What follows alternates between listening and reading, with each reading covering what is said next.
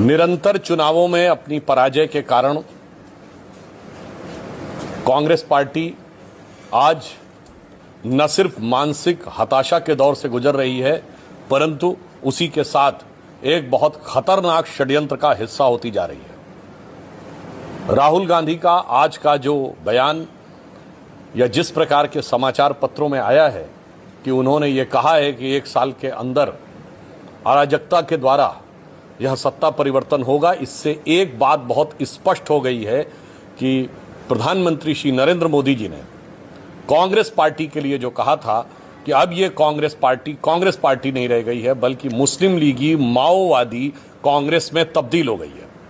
हाल में संपन्न विधानसभा चुनावों में केरल में मुस्लिम लीग के साथ गठबंधन करके सत्ता में आने वाली कांग्रेस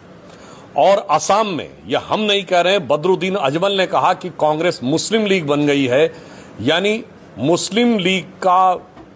जो स्टैंप है कांग्रेस पे, यह सिर्फ भारतीय जनता पार्टी नहीं बल्कि अन्य लोग भी स्पष्ट रूप से बता रहे हैं। और अब अराजकता के द्वारा सत्ता परिवर्तन का यह जो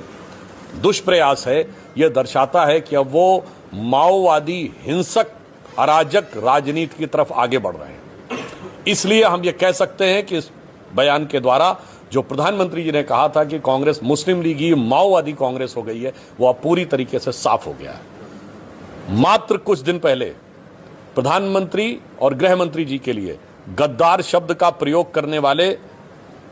राहुल गांधी जी, उनके खुद के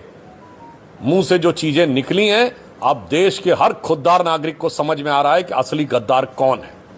और आज जिस प्रकार के खतरनाक विषबेल भारत के अंदर और भारत की बढ़ती प्रगति को रोकने के लिए फैलाई जा रही है, और ऐसा स्पष्ट रूप से प्रतीत हो रहा है कि कांग्रेस पार्टी उसका हिस्सा बनती जा रही है। मेरा कांग्रेस से सीधा सवाल है कि आप ये सब कुछ विदेशी शक्तियों के साथ गठबंधन में कर रहे हैं, जान के कर रहे हैं, या अनजाने में आप उनके हथियार बन रहे हैं।